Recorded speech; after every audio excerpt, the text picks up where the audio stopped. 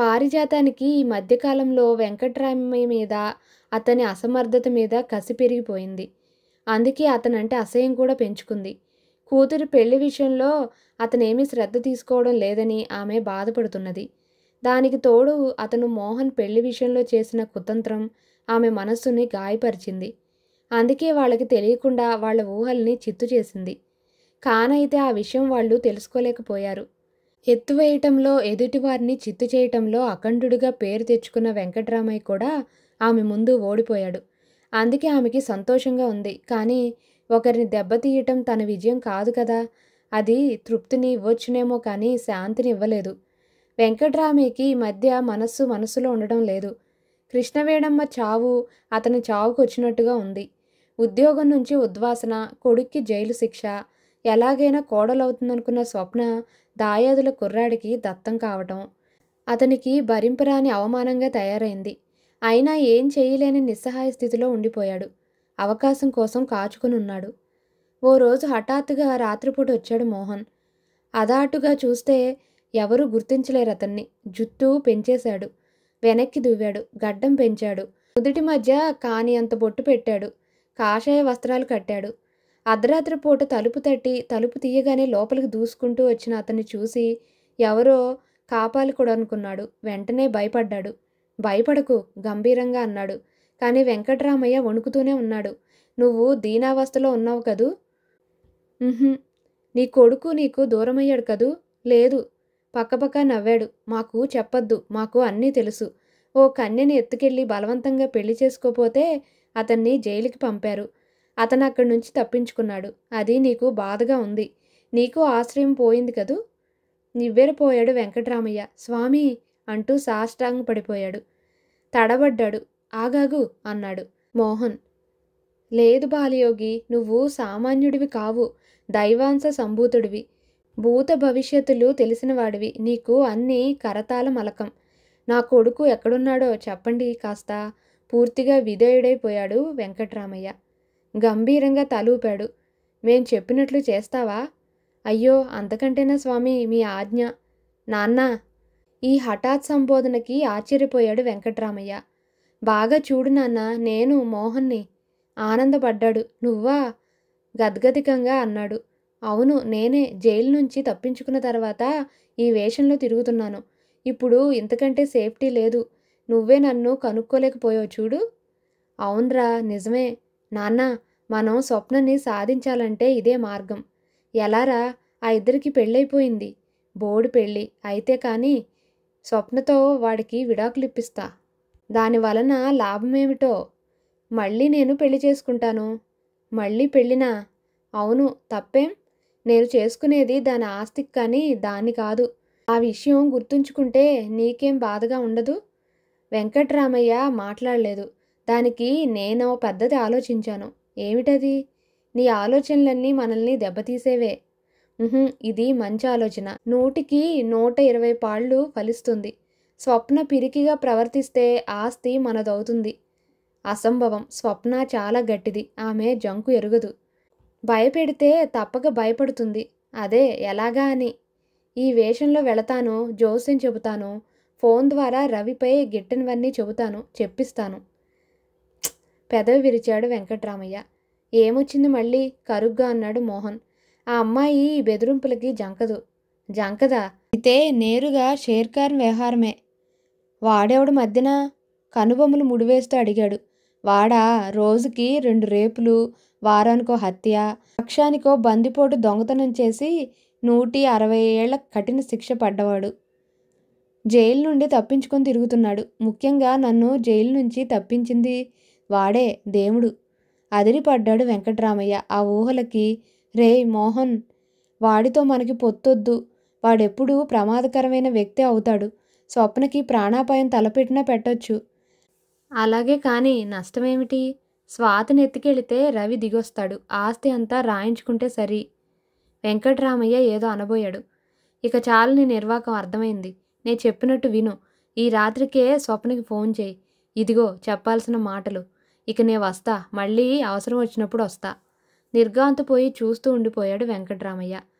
స్వప్న, స్వాతి ఇద్దరూ ఇంటి ముందు తోటలో కూర్చున్నారు. సాయంకాలం 6 గంటల సమయం. రవి ఇంట్లో లేడు. ఎక్కడికో వెళ్ళాడు. అతనికి ఈ మధ్య ఇంటి వ్యవహారాలతో అంతగా తీరిక చిక్కటం లేదు.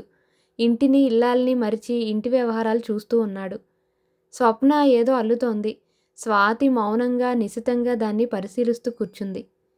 మీ అమ్మగారు ఇక్కడికి రారా? హఠాత్తుగా సందర్భం లేకుండా ప్రశ్నించింది స్వప్న. హఠాత్తుగా అలా ప్రశ్నించేసరికి విస్తుపోయింది స్వాతి.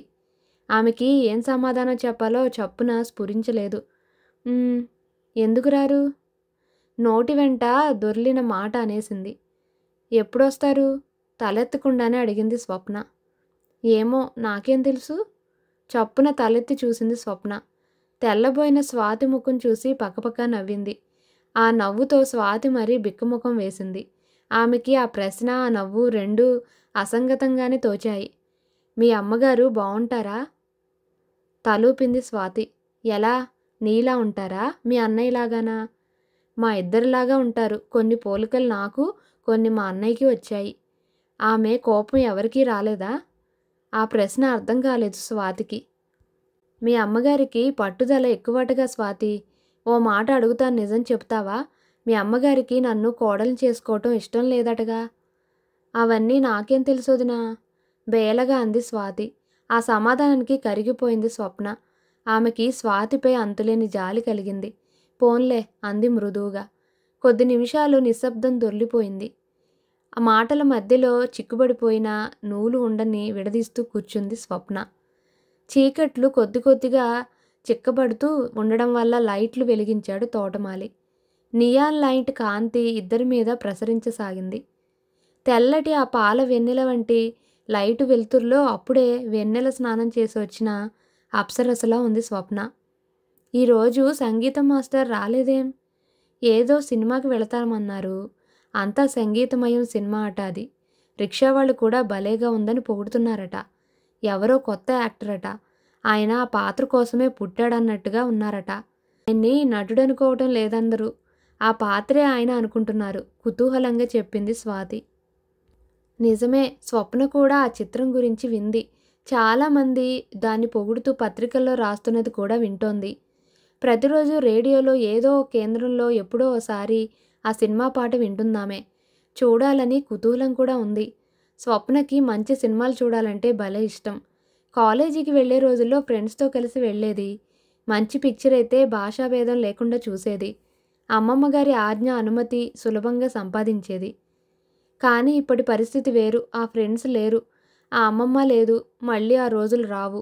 పెళ్ళైన తర్వాత తామిద్దరూ కలిసి ఏ సినిమాకి వెళ్ళలేదు. అతనికి సినిమాలంటే ఇష్టం ఉండదా? సినిమాలు అసలు చూడడా? లేక తనతో రావడం ఇష్టం లేక వెళ్ళడం లేదా? చప్పున ఆలోచన నుండి తేరుకొని, స్వాతి, మీ అన్నయ్యకి సినిమాలు చూసే అలవాటు లేదా అని కుతూహలంగా అడిగింది. హఠాత్తుగా ఆలోచనలో పడిపోయి అంతకంటే హఠాత్తుగా ప్రశ్నించేసరికి స్వాతికి చిత్రంగా అనిపించింది. అసలు స్వప్న ప్రశ్నే వింతగా అనిపించింది. అదేమొదినా, మా అన్నయ్య ఎందుకు సినిమాలు చూడ్డు? అతనికి చాలా ఇష్టం అంది. స్వప్న ఏమీ అనకుండా మౌనం వహించింది. వదినా, మీరు పెళ్ళైన తర్వాత మెడ్రాసు, బెంగళూరు అలా అలా వెళ్ళొచ్చారు కదా, అప్పుడు పిక్చర్స్కి వెళ్ళలేదా? తాను అనవసరంగా ఆ చిన్నపిల్ల ముందు బయటపడిపోయాననిపించింది స్వప్నకి. అందుకని చప్పున, అక్కడ తెలుగు సినిమాలు ఉండవు, ఒకవేళ ఉన్నా అప్పుడు సినిమాలకి వెళ్ళేంత తీరికెక్కడిది అంది. స్వాతి గలగల నవ్వింది. సరే, రేపు మనం సినిమాకి వెళదాం. మీ అన్నయ్యని టికెట్స్ రిజర్వ్ చేయించమందాం, సరేనా? నేనెందుకు, మీరు వెళ్ళిరండి. ఏం, నువ్వెందుకు రావు?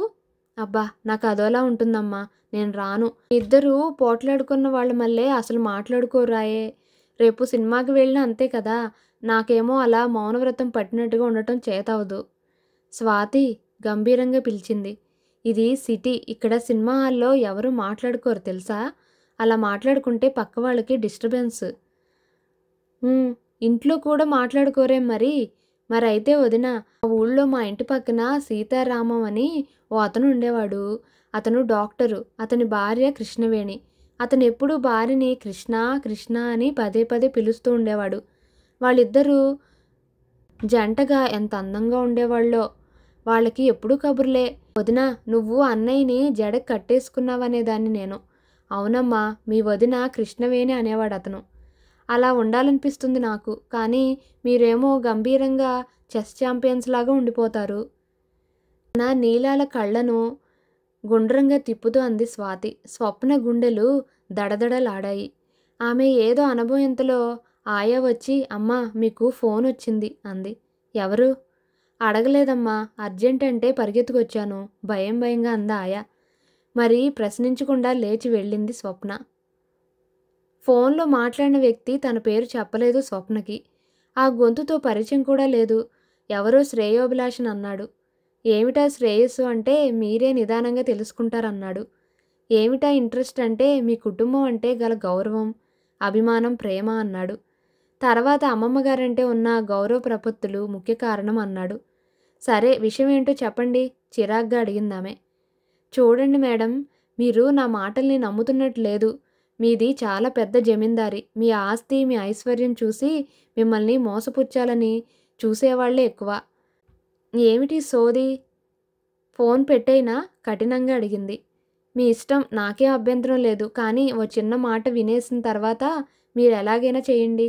మీకు కష్టాలు ఎప్పటి నుండి ప్రారంభమయ్యాయి? ఐ మీన్ మీ ట్యాక్సీ యాక్సిడెంట్ని కూడా గుర్తు చేసుకోండి. స్వప్న మాట్లాడలేదు. అది మొదలు మీపై దౌర్జన్యం జరిగింది. మిమ్మల్ని సాధించలేక మీ అమ్మమ్మగారిని చంపేశారు. అమ్మమ్మని చంపేశారా? ఆశ్చర్యంగా అడిగింది. ఆ గొంతులో కనిపించిన కుతూహలాన్ని గమనించగానే తన పాచిక ఫలిస్తోందనుకున్నాడు అవతలి వ్యక్తి.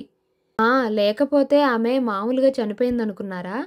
మీ అమ్మగారిని అక్కడ నర్సింగ్ హోంలో చంపేశారు. ఆ న్యూస్ని షాకింగ్గా అందజేశారు. తర్వాత పాయిజన్ ఇంజెక్ట్ చేశారు. అది నేరుగా గుండెకి ఎక్కించారు. హార్ట్అటాక్ వచ్చిందని నమ్మేట్టుగా చేశారు. ఆగి ఆగి నిదానంగా ఆచితూచి చెప్పాడతను. స్వప్న తన చెవుల్ని తను నమ్మలేకపోయింది. స్వప్నగారు వింటున్నారా? ఇక మిగిలింది మీరు.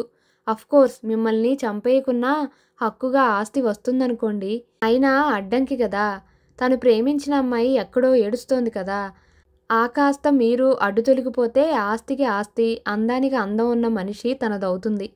అఫ్కోర్స్ మీరెంత అందంగా ఉన్నా మనస్సు అక్కడ కదా ఉండేది. నరనరానికి కాల్షియం ఇంజెక్ట్ చేసినట్టుగా వెచ్చటి ఆవిర్లు ఒళ్ళంతా కమ్ముకున్నట్టుగా అయింది. రవికి ఆ తర్వాత పూర్తి చేయలేకపోయింది. అఫ్కోర్స్ రవిగారిని భూతంలో చూపుతున్నాను అనుకోకండి. జరిగిన సంఘటనలన్నీ అతని చుట్టూ కేంద్రం చేయండి, మీకే తెలుస్తుంది. చప్పున ఫోన్ పెట్టేశాడు. హలో హలో ఆదుర్దాగా పిలిచింది స్వప్న. అప్పటికి ఆ వ్యక్తి ఫోన్ క్రెడిల్ చేసింది విన్నా వ్యర్థ ప్రయత్నం చేసి హతాశురాలై ఫోన్ పెట్టేసింది. ఆమెకి ఏమీ పాలుపోలేదు. ఇందాక ఆ వ్యక్తి చెప్పిన మాటలే చెవుల్లో గింగుర్లు మంటున్నాయి. భయంతో, ఏకాకితనంతో అలాగే కూర్చుండిపోయింది. మనస్సు నిండా ఆలోచనలు. స్వప్న ఉలిక్కి పడిందా పిలుపుకి. హఠాత్తుగా రవిని చూసేసరికి ఒక్కసారిగా మాటలన్నీ గుర్తుకు వచ్చి వెన్నెముక్క గుండా భయం జరజరా పాకింది. ముఖం పాలిపోయింది. దగ్గరగా వచ్చి సోఫాలో కూర్చుంటూ, అలా ఉన్నావేం, ఇక్కడున్నావేం, ఎవరు ఫోన్ చేశారు అని అడిగాడు నవ్వుతూ. కానీ ఆ నవ్వు తెరలు తెరలుగా మేఘాలుగా మారి కమ్ముకుంటున్నట్టుగా అనిపించింది ఆమెకి. ఆ ఆదుర్దాలో, భయంలో తనకి ఫోన్లో అతను చెప్పిందంతా గబగబా చెప్పేసింది. అంతా వినగానే రవి ముఖం గంభీరంగా మారిపోయింది. అతనేం సమాధానం ఇవ్వలేదు. వెంటనే ఎక్స్చేంజ్కి ఫోన్ చేసి అంతకు పూర్వం తమకి ఫోన్ ఎక్కడి నుంచి వచ్చిందో కనుక్కున్నాడు. పబ్లిక్ కాల్ ఆఫీస్ నుంచి అని తెలుసుకోగానే హతాశుడయ్యాడు. తిరిగి ఫోన్ పెట్టేశాడు. అదంతా ఊరికే గమనిస్తోంది స్వప్న. ఏం మాట్లాడటానికి తోచలేదు ఇద్దరికి. ఇంతలో ఆయా భోజనం సిద్ధం చేశానని వచ్చింది. స్వప్నకేసి చూశాడతను. రవి చూపుల వెంటే లేచిందామె. డైనింగ్ హాల్లో ఇద్దరు తప్ప ఎవరూ లేరు. టేబుల్పై అన్నీ సిద్ధం చేసి అలవాటు ప్రకారం వంటింట్లోకి వెళ్ళింది ఆయా. స్వప్నకి భోజనం రుచించటం లేదు. రవికి అలాగే ఉంది. స్వాతితో సినిమాకి వెళదామన్నావంట కదా. ఎందుకో అతని గొంతు అతనికే పొడిగా అనిపించింది. ఆ ప్రశ్న కృతకంగా తోచింది. లేని ఆప్యాయత నటించినట్టయింది. స్వప్న సమాధానం ఇవ్వలేదు. రేపు ఈవినింగ్ షోకి మనకి టికెట్స్ రిజర్వ్ చేయించాను. చాలా కష్టం మీద దొరికాయి. 2 టికెట్లు. స్వాతి మళ్ళీ వెళుతుందిలే. రేపు మనం వెళదాం. నేను రాను చప్పున అనేసింది. తెల్లబోయాడు రవి. అదేం? తల అడ్డంగా ఆడించింది స్వప్న. ఏమైంది? రేపు మీరు వెళ్ళిరండి, నేను మరోసారి మా ఫ్రెండ్తో వెళ్తాను. తుపాకీ దెబ్బతిన్న లేడి పిల్లల బెదురు చూపులతో చూస్తూ జవాబు చెబుతున్న స్వప్నను చూడగానే రవికి విపరీతమైన జాలి వేసింది. ఆ ఫోన్ విషయాలు ఆమెను అంతగా బాధ పెడుతున్నాయో అర్థమైంది. ఇప్పుడిక రెట్టిస్తే అది ఇంకా అపార్థాలకే దారితీస్తుందని, ఆల్రైట్, స్వాతిని పంపుదాం, ఆయాను తోడిచ్చి మనం మళ్ళీ వెళదాం అన్నాడు చెయ్యి కడిగేసుకుంటూ. స్వప్న ఇంకేం అనలేదు. తను లేచింది. టేక్ రెస్ట్, రేపు నీతో కొన్ని విషయాలు మాట్లాడాలి. ఏమిటి? అదే ఎలమావి తోటలో మన కోసం గది కట్టించమన్నావుగా, ఇంజనీర్తో డిజైన్ చేయించాను, బ్లూ ప్రింట్ ఇచ్చాడు. స్వప్న, ఈరోజు నీతో ఎన్నో విషయాలు చెప్పాలని వచ్చాను. నేను ఓ బిజినెస్ చేశాను ఈరోజు. అది నా స్వంతానికి. దానిలో అనుకోకుండా విపరీతమైన లాభం వచ్చింది. ఎందుకో ఉదయం ఓ 300 తులాల బంగారం కొన్నాను. ఈరోజు సాయంకాలానికి దాని రేటు ఒక్కసారిగా 1000 రూపాయలకు పెరిగింది. వెంటనే అమ్మేశాను. 1,00,000 రూపాయల ఆదాయం వచ్చింది. కేవలం ఫోన్ ద్వారా అంత సంపాదించాను. ఆ డబ్బుతో నీకు ఆ రూమ్ కట్టించాలనుకున్నాను. నువ్వు కోరినట్టుగా నీవు కోరుకున్న ఎలమావి తోటలో కోనేటి బావిగట్టున నా స్వంత డబ్బుతో కట్టిస్తాను. రేపే కాంట్రాక్టర్ని మాట్లాడాలని అనుకున్నాను, కానీ నా సంతోషం అంతా మాయమైంది. ఆల్రైట్, దాని గురించి ఇప్పుడు తర్కమెందుకులే, వెళ్ళి రెస్ట్ తీసుకో. స్వప్న నిర్లిప్తంగా గుడ్ నైట్ చెప్పి వెళ్ళిపోయింది. ఆమెనే అలాగే చూస్తూ ఆలోచనలో పడిపోయాడు రవి. పారిజాతం దేన్నైతే శంకించిందో అదే జరిగిపోయింది. ఆమె అనుకున్నదంతా అయింది. అమాయకురాలు, లోకం తెలియనిది అనుకుంటున్న అమ్మాజీ కృష్ణతోటే లేచిపోయింది. అమ్మా, నే వెళ్ళిపోతున్నాను, నా కోసం వెతక్కండి, నేను నా దారి చూసుకున్నాను. 3 ముక్కలు ఉత్తరంగా రాసిపెట్టి వెళ్ళిపోయింది. ఉదయం నిద్రలేవగానే దిండు కింద కనిపించిన ఆ చీటీ చూడగానే పారిజాతానికి లోకమంతా అయోమయంగా కనిపించింది. ఏం చేయాలి, ఏం చేయాలి ఇప్పుడు అనుకుంది. ఆమెకి మహా దుఃఖంగా ఉంది. మనసారా ఏడవాలనుకుంటోంది. తన దుఃఖం ఆత్మీయులతో పంచుకోవాలనుంది. కానీ అక్కడ ఎవరున్నారు? ఉన్న ఒక్కతి గుండె మీద దెబ్బతీసి వెళ్ళిపోయింది. భగవాన్ అనుకుంది పారిజాతం. దుఃఖం తీరే అవకాశం లేకపోయేసరికి ఆమెలో కసి పుట్టుకొచ్చింది. ఆ కసి అంతా లోకం మీదే. కానీ లోకం మీద ఎలా తీర్చుకోగలదు? అందుచేత ఆ కోపం, ఆ దుఃఖం, ఆ కసి ముప్పేటలుగా మారి వెంకట్రామయ్య మెడకి చుట్టుకుంది. వెంకట్రామయ్య! కసిగా పళ్ళు కొరుక్కుంది పారిజాతం. సుడిగాల్లా అతని ఇంటికి పరిగెత్తింది. ఉదయం పూట, అది ఎప్పుడు తన ఇంటికి రాని పారిజాతం వచ్చేసరికి ఏం కొంప మునిగిందోనని భయపడ్డాడు అతను. అతనికి పారిజాతానికి ఉన్న సంబంధం గురించి పారిజాతం ఇంటి పరిసరాల్లో తెలుసు, కానీ అతను ఉంటున్న పేటలో ఎవరికీ తెలియదు. అందుకే అతను మరీ భయపడ్డాడు. వేగిన జుట్టుతో, ముఖమైనా కడుక్కోకుండా వాడిన ముఖంతో, నలిగిన చీరతో వచ్చిన పారిజాతాన్ని అతను రిసీవ్ చేసుకోలేకపోయాడు సరిగ్గా. ఏం జరిగింది? ఆ కాంపౌండ్లో ఉంటున్న ఇతర కుటుంబాల వాళ్ళు తనెక్కడా తక్కువ స్థాయిలో చూస్తారో అనే జంకుతో అటు ఇటు చూస్తూ మెల్లిగా అడిగాడు. అది 2.5 గదుల చిన్ని కొంప. అందులో గట్టిగా ఊపిరి పీల్చినా, ఎక్కువగా పౌడర్ రాసుకున్న పక్కిళ్ళ వాళ్ళకి తెలిసిపోతుంది. అతని ప్రశ్నకి సమాధానంగా ఆ చీటీ చేతిలో ఉంచేసి అతనంత దాకా పడుకున్న మంచంపై వాలిపోయింది. లేలే అన్నాడు గాబరాగా అతను. ఇంకా కాసేపటికి కూరగాయల వాళ్ళు, పాలవాళ్ళు వస్తారు. ఆమెని స్థితిలో చూస్తే ఇంకేముంది? అది అతని భయం. ఆశ్చర్యపోయి కూర్చుందామె. అప్పుడు ఆ చీటీ చదివాడాయన. చదవగానే మతిపోయినట్టయింది. క్షణకాలం లోకమంతా అంధకారమయంగా అనిపించింది. ఎంత పనిచేసింది? చెబితే విన్నావా? నేను హెచ్చరించినప్పుడే జాగ్రత్తపడి ఉంటే ఇలా జరిగేదా? నీకేం పట్టింది? అది కన్నకూతురనే దృష్టి ఉంటేగా. కొడుకు మీద ఉన్న వ్యామోహం నిన్ను గుడ్డివాణ్ణి చేసింది. ఉంచుకున్న దాని బిడ్డ ఉంటేనేం, ఊడిగితేనేం అనుకున్నావు.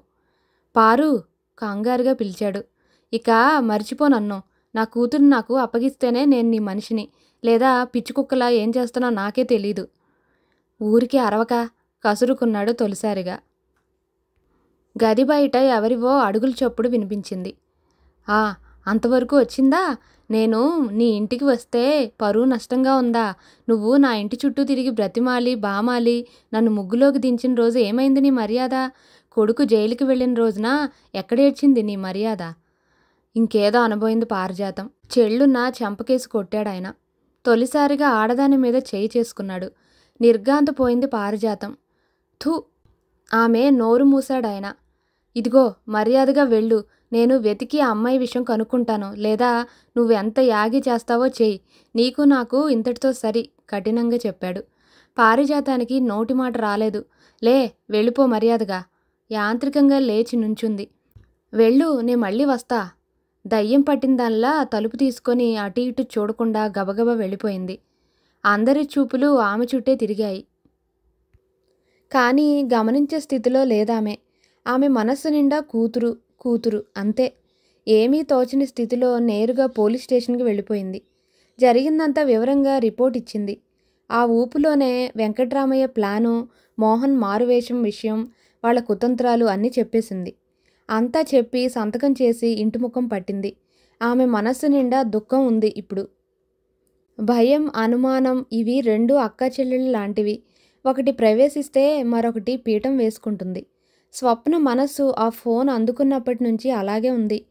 రవితో దాచుకోకుండా తన మనసులోని మాట చెప్పేయగానే బరువు తగ్గినట్లు అనిపించినా తర్వాత ఆలోచించగా అలా చెప్పడం అవివేకం అనిపించింది ఆమెకి.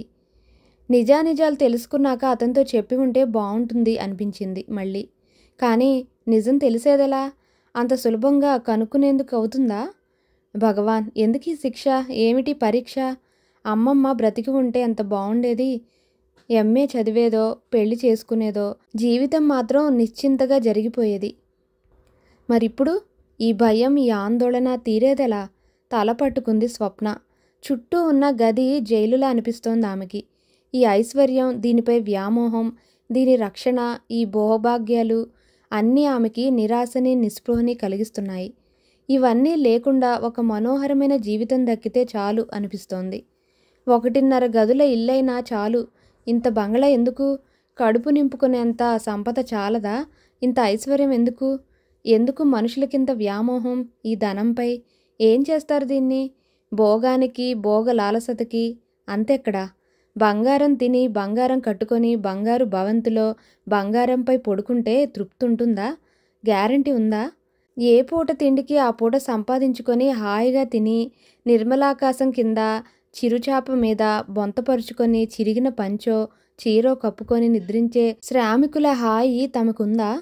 వాళ్ళకి రేపటి తిండి కోసమై, పని కోసమై దిగులే తప్ప మరో చీకుచింత లేదే. అందుకే అంత ఆరోగ్యంగా ఉంటారు. ఐశ్వర్యం పెరిగే కొద్దీ మనిషికి జబ్బులు, ఖరీదైన మందులు పెరుగుతాయి. ఈ ఐశ్వర్యం వల నుంచి బయటపడితే ఎలా? అది సాధ్యమా? దాన ధర్మాలపై కూడా ప్రభుత్వం ఆంక్ష విధించింది. ఉన్నదంతా ఇచ్చేయడానికి వీల్లేదేమో మరి. పిచ్చెక్కిపోతోంది తనకి. డబ్బు కోసం మనుషుల్ని చంపేస్తారా? అంత కావేశం ఎందుకు? మళ్ళీ ఆ వ్యక్తుల్ని మరొకరు చంపరని గ్యారంటీ ఏమిటి? ఏమిటి ఇలా ఒకరినొకరు చంపుకుంటూ వెళ్ళాలా? రాజాది రాజుల నుంచి సామాన్యుడి వరకు ఈ విద్వేషాగ్నిలో దగ్ధం కావాల్సిందేనా? ఎందరు మతకర్తలు, ఎందరు వేదాంతులు పుట్టారి దేశంలో. అంతా జగత్తు మిథ్య అని, శాంతి కనకాలు ప్రతిబంధకాలని చెప్పిన వాళ్లే. దాన్ని సభల్లో చెబితే వినడం వరకే అవుతోంది. ఆచరణలో పెట్టేదెవరు? స్వప్న ఆలోచనల్ని భంగం చేస్తూ టెలిఫోన్ మోగింది. ఆ శబ్దం వినగానే ఉలిక్కిపడిందామె. ఇంతదాకా ఆ ఫోన్ కోసమే ఎదురుచూస్తోంది తను. మరి ఆ ఫోన్ రాగానే ఎందుకు ఉలికిపాటు? భయం, ఆందోళన సృష్టించిన మనోవైకల్యం అది. అదురుతోన్న గుండెలతో ఫోన్ ఎత్తింది. హలో. చిరపరిచితమైన గొంతు వినగానే తేలిగ్గా నిట్టూర్చింది. అమ్మయ్యా అనుకుని హలో అంది నెమ్మదిగా. స్వప్న, నేను మరో అరగంటలో ఇంటికి వచ్చేస్తాను. నువ్వు తయారై రెడీగా ఉండు, కలిసి వెళదాం. ఎక్కడికి? పొడిగా ప్రశ్నించింది. అదే సస్పెన్స్, వెళ్ళాక చూస్తావుగా. ఎక్కడికో చెప్పండి. నువ్వు కోరుకునే చోటుకి, నువ్వు ఇష్టపడే స్థలానికి. చాలా చిలిపిగా అన్నాడు రవి. మొండిగా అంది స్వప్న. అయితే విను, మన ఊరు వెళ్ళి వద్దాం. అంతేనా? బావిగట్టున మనం కట్టుకోబోయే గది డిజైనింగ్ చూద్దాం. వర్క్ జరుగుతోంది కదా. అంతేనా? రెట్టించింది. అంతే ఇప్పటికి సంగతులు. పోనీ నువ్వు చెప్పు. మీ అమ్మగారిని చూడొద్దా? హఠాత్తుగా అడిగింది. చప్పున సమాధానం ఇవ్వలేదు రవి. అది అది అంటూ నాంచేడు. స్వప్న ముఖం గంభీరంగా మారిపోయింది. చూడు రవి, నేను గజపతి నగరం వస్తే అత్తగారిని చూడకుండా రాను, తెలిసిందా? వీలైతే మనం అక్కడే 1 రోజో 2 రోజుల్లో ఉండి తిరిగొద్దాం. వీలైతే వచ్చేటప్పుడు అత్తగారిని మనతో పాటు తీసుకుని వద్దాం. రవి సమాధానం ఇవ్వలేదు. చేతిలో ఫోన్ అలాగే పట్టుకొని ఆలోచిస్తూ ఉండిపోయాడు. అతని మస్తిష్కం ఆలోచనలతో బ్రద్దలవుతోందా అనిపించింది. స్వప్న తత్వం తనకు తెలుసు. అమ్మ మనస్తత్వం, పట్టుదల మరీ బాగా తెలుసు. తాత్కాలికంగా అమ్మ రాజీ పడ్డట్టుగా ప్రవర్తిస్తే సరి, లేకపోతే మై గాడ్, ఎంత అవమానం! మామూలు మనుషుల్లాగా అవమానపరిస్తే స్వప్న మనస్సు గాయపడుతుంది. తమ మధ్య అగాధం ఏర్పడుతుంది.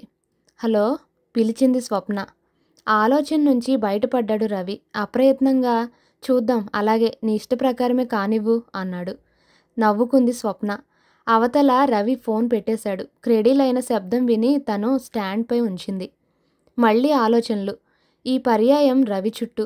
అయితే ఆలోచనలు అల్లిబిల్లిగా అల్లుకోకముందే మళ్ళీ ఫోన్ మోగింది. ఉలిక్కి పడింది స్వప్న. ఈ పర్యాయం ఫోన్ ఎత్తటానికే జంకింది. ఫోను ఆగి ఆగి మోగసాగింది. భయం భయంగా ఫోన్ ఎత్తింది స్వప్న. హలో. అదే గొంతు గరగరలాడినట్టు, కంకర్రాళ్లపై ఎడ్లబండి వేగంగా సాగినట్లు నవ్వు. ఎక్కడికి వెళ్ళావు? ఫోన్ చేస్తానని చెప్పాగా నిన్న. సరిగ్గా చెప్పిన టయానికే చేశాను. అయితే ఎంగేజ్డ్ సౌండ్ వచ్చింది. ఎవరితోనో మాట్లాడుతున్నావు అనుకుంటా. అవునా? ఎవరు ఫోన్ చేసింది? రవి చప్పున సమాధానం చెప్పింది అప్రయత్నంగా. ఏమిటి విశేషాలు? మేము అరగంటలో ప్రయాణం అవుతున్నాం. నువ్వెందుకు ఫోన్ చేసావో చెప్పు, గబగబా అడిగింది. అది సరేలే, ఎక్కడికి ప్రయాణం? గజపతి నగరం. అవతల నుంచి మళ్ళీ గలగల డబ్బాలో రాళ్లు వేసి గరగరలాడించినట్టు నవ్వు. ఎందుకలా నవ్వుతావు? అబ్బా, ఎంత భయంకరంగా నవ్వుతున్నావు, కోపంగా అసహ్యంగా అంది. పిచ్చిదానా, రవి నిన్ను గజపతి నగరం తీసుకెళ్తే మళ్ళీ నువ్వు హైదరాబాద్ వస్తావా? భాగ్యనగరం చూసే అవకాశం ఉంటుందా? ఫినిష్.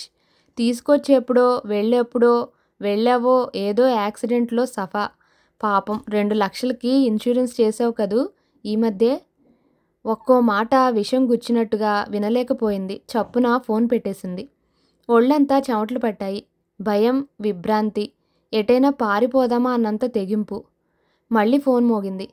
అదో కాలసర్పంలా అనిపించింది. ఫోన్ ఎత్తింది కసిగా. హలో అని అవతలి గొంతు వినిపించగానే క్రెడిల్ చేసి మళ్ళీ ఫోన్ చేసే అవకాశం లేకుండా ఫోన్ కింద పెట్టేసింది. పగిలిపోతున్న ఆలోచన భారంతో తల విదిలించి లేచింది. స్వప్న మేడ దిగి వచ్చేసరికి క్రింది హాల్లో వెంకట్రామయ్య కనిపించాడు. అతడు అప్పుడే వచ్చాడు. ఆమెను చూడగానే చేతులు కట్టుకొని నించున్నాడు. ఇప్పుడు వెంకట్రామయ్య రూపమే మారిపోయింది. గడ్డం మాసింది, గుడ్డలు కూడా మాశాయి. తల తైల సంస్కారం లేక రేగి ఉంది. ముఖంలో మునుపటి ఉత్సాహం కానీ ఆనందం కానీ లేవు. కాగా వాటి స్థానంలో నిరాశ, నిస్పృహలు చోటు చేసుకున్నాయి. ఆమెను చూసి పలకరించబోయాడు. అంతలో తోటమాలొచ్చాడు. అతని వెంట 5-6 కుక్కపిల్లలున్నాయి. వాటిని స్వప్న పెంచుతోంది. ఆమెకి అవంటే ప్రాణం. అవి ఆమెను చూడగానే తోకాడిస్తూ సంతోషంగా వస్తాయి. ఒక్కో పిల్లకి బిస్కెట్లు, కాఫీ, పాలు అందించసాగింది స్వప్న. ఆమె దృష్టంతా ఆ కుక్కపిల్లలకి ఆహారం పెట్టడంపైనే ఉంది. చుట్టూ ఉన్న వాటిని గమనించలేదు. వెంకట్రామయ్యకి చచ్చించావుగా ఉంది. ఆ కుక్కలకి ఖరీదైన బిస్కెట్లు, కాఫీ, పాలు అందిస్తుంటే అతనికెంతో అసూయగా ఉంది. అతని ఉనికినైనా గమనించకుండా, అతన్ని కూర్చోమని అయినా అనకుండా, ఆఖరికి కాఫీ అయినా ఇవ్వకుండా ఉండడం ఎంతో అవమానకరంగా ఉంది. తన ఉనికినే గమనించిన ఆ స్థితికి అతను ఎంతో విచారించాడు. నిన్న మొన్నటిదాకా ఈ ఇంట్లో అధికారాన్ని, పెత్తనాన్ని చెలాయించిన తను హీనంగా, కుక్క కంటే నీచాతి నీచంగా చూడబట్టంతో ఎంతో బాధగా ఉంది. అయినా తనేం చేయగలడు? అవమానాన్ని మౌనంగా భరించడం కంటే ఇప్పుడు చేయగలిగింది ఏముంది? కొడుకు దొంగగా, హంతకుడిగా ముద్ర వేసుకొని జైలు పాలయ్యాడు. తప్పించుకొని తిరుగుతున్న నలుగురిలోకి స్వేచ్ఛగా రాలేని అతని నిస్సహాయత ఎంతో బాధగా ఉంది. పైగా అమ్మాజీ ఎవరితోనో లేచిపోవటం అతని గుండెలో గాయం చేసింది. ఆ మానని పుండు క్షణక్షణానికి సలుపుతూనే ఉంది. పారిజాతం సాధింపులు ఆ గాయంపై కారం జల్లినట్లుగా ఉంది. కుక్కపిల్లల పోషణ పూర్తయింది. తోటమాలి వాటిని బలవంతంగా లాక్కెళ్ళాడు. అవి తమ ప్రాణాలన్నీ స్వప్న చుట్టూ ఉన్నట్టుగా ప్రవర్తిస్తూ వెళ్ళాయి. స్వప్న ఆ తర్వాత అతని వైపు చూసింది. కట్టుకున్న చేతులు మరికాస్త బిగించుకొని, తల మరి కొంచెం వంచి వినయంగా అమ్మాయి అంటూ పిలిచాడు. ఈ పిల్ల తన కోడలై తన ముందు ఇలా వినయ వినమ్రలతో వంగి వంగి మాట్లాడవలసింది. అలాంటిది తన పరిస్థితులు మారి ఇలా ప్రవర్తించవలసి వస్తోంది అనుకున్నాడు. ఏమిటి మామగారు అంది స్వప్న. ఆమె కంఠంలో దర్పం, టీవీ బాగా పలుకుతున్నాయి. ఆమె అలా పిలవగానే అతనికి పోయిన ఆశలు చిగురించినట్లయింది. ఇన్నాళ్లుగా పోయిన కళ మళ్ళీ ముఖాన చోటు చేసుకుంది. అమ్మాయి, అదృష్టం కలిసి వచ్చి ఉంటే నువ్వు నా కోడలు కావాల్సిన దానివి. వాడు ఆ త్రాష్టుడు చేసిన దాంతో తల ఎత్తుకోకుండా అయిపోయింది. పైగా వాడు జైలు నుంచి పరారు కావడంతో అంతా ఉచ్చుబిగిచ్చినట్లయింది. ఏం చెప్పమంటావు తల్లి? బ్యాంకులో పైసా తీసేందుకు వీల్లేదు కదా. అంతా వాడి పేరే ఉంది. డబ్బుతో చచ్చిన చావైంది. స్వప్న సమాధానం ఇవ్వలేదు. ఆమె మనస్సు తీవ్రంగా ఆలోచిస్తూ ఉంది. విషవలయం, అంతా విషవలయం. ఇతని కొడుకు ఓ వల విసిరాడు. ఈ ముసలాడు మరో వల పన్నుతున్నాడు. రవి ఎలాగో ఓ ఉచ్చు బిగించే ఉంచాడు. ఇన్ని చిక్కుల మధ్య, ఇందరి దుష్టుల మధ్య తను నెగ్గుకు రావాలి. అది తనతో అవుతుందా? అమ్మాయి, పిలిచాడు వెంకట్రామయ్య. చెప్పండి. ఆలోచనలోంచి బయటకు వచ్చింది. నాకు మళ్ళీ రక్షణ కల్పించు తల్లి. రక్షణ? నాకే రక్షణ లేదు, నీకేం రక్షణ కల్పించగలను అనుకుంది తనలో. నీవు మళ్ళీ దయచూసి నీ ఎస్టేట్లో నీ కింద ఓ ఉద్యోగం పడేస్తే 4 మెతులు సంపాదించుకుంటానమ్మా. కడుపు నిండా తినక 15 రోజులైంది. రోజు ఒంటిపూట తిండే. నాదెంత ముసలి ప్రాణం. బిచ్చానికి వేసినట్లు, కుక్కలకి విసిరినట్లు కాస్త తిండి నా ముఖాన పడేస్తే నమ్మకంగా పడి ఉంటాను. నిశ్చితంగా చూసింది స్వప్న. కుక్కలకి పెట్టినది చూసి అసూయపడే స్థితికి దిగజారావా అన్నట్టున్నాయి ఆ చూపులు. తడబడ్డాడు వెంకట్రామయ్య. ఆఖరికి ఈ ఇంటికి కాపలాగా ఉండమన్నా ఉంటాను. బ్రతికినన్నాళ్ళు బ్రతుకుతాను. ఏదో నీవు చల్లగా చూస్తే నీ ఇంట్లో తలదాచుకుంటాను. ఏదో మెరుపు మెరిసినట్లయింది స్వప్నకి. ఇతను నాకు శత్రువు. రవి ఏమిటో అర్థం కావటం లేదు. ఆ ఫోన్ చేసే వ్యక్తి మాటలను బట్టి చూస్తే రవి శత్రుస్థావరం మనిషే. ఈ ఇద్దరిని ఒక ఇంట్లో ఉంచేస్తే ఒకరంటే ఒకరికి గిట్టదు. ఆ ఊహ రాగానే, అయ్యో మామగారు, అంత మాట అనకండి. పూలమ్మిన చోట కట్టెలమ్మవలసిన పరిస్థితి ఎందుకు రావాలి? లక్షణంగా గార్డియన్లాగా ఉండండి. మళ్ళీ అప్పటి ఊహలు మదిలోకి రానివ్వకండి అంది దర్పంగా. అయ్యో, ఎంత మాట తల్లి. నా గొంతు కోసినా మళ్ళీ అలా చేస్తానా అన్నాడు. అతనికి తన పాచిక పారుతున్నందుకు ఎంతో సంతోషంగా ఉంది. మీరు ఇంట్లోనే భోజనం చేయండి. వరండాలోనో ఎక్కడో ఓ చోట ఉండండి. వెళ్ళండి అంది. పడి దండాలు పెడుతూ వెళ్ళాడు అతను వెళ్ళగానే రవి వచ్చాడు. కారుని పోర్టికోలో ఆపి వచ్చాడు రవి. రెడీయా? హుషారుగా చేతిలోని కీ బంచ్ తిప్పుతూ ప్రశ్నించాడు. అతని చూడగానే వెచ్చని గాలి వీచినట్లయింది ఆమెకి. ఏ సమాధానము ఇవ్వలేదు. తను ఓ కుర్చీ మీద కూర్చొని, ఇంకా అలానే ఉన్నావేం స్వప్న? మనం గజపతి నగరం వెళదాం. వచ్చేసరికి చీకటి అవదు అన్నాడు. ఊహా అపోహల మధ్య ఊగిసలాడుతూ ఉన్న స్వప్న చప్పున ఓ నిర్ణయానికి వచ్చి, ఎంత 5 నిమిషాల్లో తయారై వస్తాను, కాఫీ తీసుకో అని ఆయాని కేకేసి కాఫీ తెమ్మని టాయిలెట్ వైపు వెళ్ళింది. అంతదాకా నిద్రిస్తున్న నాగులా ఉన్న స్వప్నకి, ఈ క్షణంలో దూసుకున్న సెలయేరులా వెళుతున్న స్వప్నకి తేడా గమనించి ఆ మార్పుకి కారణం బోధపడక అలాగే ఉండిపోయాడు రవి. ఆయా కాఫీ తెచ్చేస్తే తాగేసి పేపర్ చూస్తూ ఉండిపోయాడు రవి. నిమిషాలు గడిచిపోతున్నాయి. 10 నిమిషాలు గడిచేసరికి స్వప్న మేడమెట్లు దిగి వచ్చింది. స్వప్నని చూసిన రవి చప్పున కళ్ళు తిప్పుకోలేకపోయాడు. అయస్కాంతానికి అతుక్కుపోయిన ఇనుములాగా ఆమెకి అతుక్కుపోయాయి రవి కళ్ళు. చిలకాకు పచ్చ కంచి పట్టుచీర కట్టుకొని దానికి తగ్గట్టు అదే రంగు పట్టు రవిక తొడుక్కొని ఆమనిలా వచ్చింది స్వప్న. స్వప్న నిజంగా సహజంగా చాలా అందమైంది. చక్కని ముక్కు, విశాలమైన కళ్ళు, చదునైన నుదురు, గులాబీ రంగు చెక్కిళ్ళు, మొనదేలిన గడ్డం, చిన్న పెదాలు, ఆ పెదాలు విప్పితే పగడాల వెనక దాగిన రత్నాల్లాంటి పలువరస, కురుచైన కంఠం, నీళ్లు తాగుతున్నా స్పష్టంగా కనిపించేట్టున్న పలుచని కంఠం, కళ్ళు తిప్పలేని సౌందర్యం ఆమెది. మెడలో ఒంటిపొర తాళిబొట్టు గొలుసుతో ఓ చేతికి గడియారం, మరో చేతికి బంగారు గాజులు. చాలా సింపుల్గా ఉందామె. ఆమె అలంకరించుకోవాలంటే అమ్మమ్మగారి 7 వారాల నగలున్నాయి. కానీ వాటిని ఎన్నడూ ధరించదు స్వప్న. ఏమిటి అలా చూస్తున్నారు? ఆహా, ఏం లేదు తడబడ్డాడు రవి. లేచి నుంచుంటూ వెళదామా అని అడిగాడు. తలూపింది స్వప్న. రవి కదిలాడు. అతను వెనకే నడిచింది స్వప్న. హాలు దాటి కారిడార్ దాటి వెళ్ళి కారులో కూర్చొని హారన్ మ్రోగించి ఫ్రంట్ డోర్ తెరిచాడు రవి. స్వప్న వచ్చి అతని పక్కనే కూర్చుంది.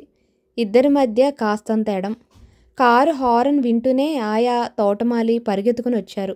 మేము ఊరెళ్ళి వస్తాం, రాత్రి 10ంటికైనా తిరిగొచ్చేస్తాం. పదార్థాలు వేడిగా ఉంచండి, ఇల్లు జాగ్రత్త. పై మాటలు రవి మనసులో మెదిలాయి. అయినా అతను నోరు విప్పకుండానే అవే మాటల్ని స్వప్న ఆజ్ఞాపించింది. తన మదిలో మెదిలిన ఊహ ఆచరణలో పెట్టినందుకు కృతజ్ఞతగా చూశాడు రవి. అలాగేనమ్మా అన్నట్టు తలూపారిద్దరు. స్వప్న వైపు చూశాడు రవి. తర్వాత కారు కదిలింది. గేటు దాటుతుండగా గూర్ఖాని పిలిచి జాగ్రత్త అన్నాడు రవి. అచ్చా సాబ్ అన్న మాటలు కారు హోరులో మునిగిపోయాయి. హైదరాబాద్ సిటీ వీధులన్నీ దాటుకుంటూ వేగంగా వెళుతోంది కారు. స్వప్న నిశ్శబ్దంగా కూర్చుంది. సిటీ లిమిట్స్ దాటి ఆ ఊరి రోడ్డు పట్టింది కారు. చల్లగాలి రివ్వున వీస్తోంది. ఆహ్లాదకరంగా ఉంది ప్రయాణం. ఊరి ముందుకు రాగానే కారుని తోటవైపు తిప్పాడు రవి. ఆ రోజు పిక్నిక్కి వచ్చి వెళ్ళిన తర్వాత మళ్ళీ రాలేదు స్వప్న. అమ్మమ్మ మరణం, బాధ్యతలు, పెళ్లి గొడవలు, హనీమూన్ వీటితో గడిచిపోయింది. ఆ తోట వద్దకి రాగానే స్వప్న మనసు ఒక్కసారిగా పంజరం నుంచి బయటపడిన చిలుక రెక్కలాడిచినట్టు బట్టబయల్లోకి ఎగిరిపోయినట్టు అయింది. ముఖం నిండా ఆనందం రెక్కలు విప్పింది. కారు ఆగగానే చప్పున డోర్ తెరిచి కిందకి దూకింది. కారు హార్న్ విని తోటమాలి వచ్చేశాడు అక్కడికి. ఇద్దరికీ దండాలు పెట్టేశాడు. పని చురుగ్గా నడుస్తోందా? అయిపోవచ్చింది బాబు, రేపో ఎల్లుండో మంచి రోజు చూసి కప్పు వేస్తారు. ఆ సమాధానం విని ఆశ్చర్యపోయింది స్వప్న. ఇంత త్వరగా తయారైపోయిందా అనుకుందామే. అభినందనపూర్వకంగా రవి వైపు చూసింది. థ్యాంక్స్. ఆ చూపుల్ని చదివేసిన రవి నవ్వుతూ అన్నాడు. స్వప్న మాట్లాడలేదు, పెదాలు బిగించింది. ఇద్దరూ తోటలోకి నడిచారు. 2 గుమ్మాల నిర్మాణం అది. ఒకటి బెడ్రూమ్, మరొకటి డ్రాయింగ్ రూమ్. బెడ్రూమ్కే అటాచ్డ్ బాత్రూమ్ కూడా ఉంది. ఆ గదులు దాటి బయటికి రాగానే వరండా. వరండా ముందు గజం వెడల్పులో బాట. ఆ బాటకి అటు ఇటు రకరకాల పూల మొక్కలు. గేటు చుట్టూ కాంపౌండ్. ఇంటికి అన్ని వైపులా మొక్కలు, చెట్లు. గేటుకి బోగస్ విల్లా అల్లించారు. ఓవైపు నైట్ క్వీన్ పెంచి అది బెడ్రూమ్ వైపు ప్రాకేట్ చేశారు. గేటు దాటి 4 అడుగులు వేయగానే బావి. ఆ బావి చుట్టూ రైలులో కనకాంబరాలు, నేలమొగ్గ మల్లెలు, గులాబీలు, రకరకాల సెంటుజాజి పెంచారు. చుట్టూ అరటి చెట్లు, ఓవైపు బారుగా కొబ్బరి చెట్లు. అన్నట్టు ఆ ఇంటికి చుట్టూ కాంపౌండ్ ఆనుకొని గజానికో కొబ్బరి చెట్టు, వాటి మధ్య అశోకాలు. అతని డిజైనింగ్ని, అతని శ్రద్ధని మెచ్చుకోకుండా ఉండలేకపోయింది స్వప్న. సూపర్బ్ అంది వినిపించినంత మెల్లగా. థ్యాంక్స్ అంతకు మించి అనలేదు రవి. సీలింగ్ అవుతూనే ఫ్లోరింగ్, ఆ తర్వాత గోడలకి కప్పుకి రంగులు వేయించడం, తర్వాత ఎలక్ట్రికల్ వైరింగ్, తర్వాత ఎయిర్ కండిషనింగ్. ఎలక్ట్రిక్ పని చేసేటప్పుడే అవన్నీ ఫిక్స్ చేయడం. నాయుడు గారు గుమ్మైపోవాలి. రవి గొంతులో కొద్దిగా గర్వం. ఈ డబ్బంతా మీ స్వార్జితమే కదూ? ఒక్క పైసా కూడా నీ ఆస్తి నుంచి వాడలేదు స్వప్న. దానిపై నాకేం హక్కుంది? నేను గార్డియన్ని అంతే. ఎందుకో అతని గొంతులో విషాదం తేలి వచ్చింది.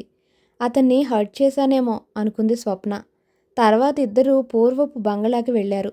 ఇల్లంతా తిరిగి చూసి వచ్చేసరికి లక్ష్మి టిఫిన్ రెడీగా ఉంచింది.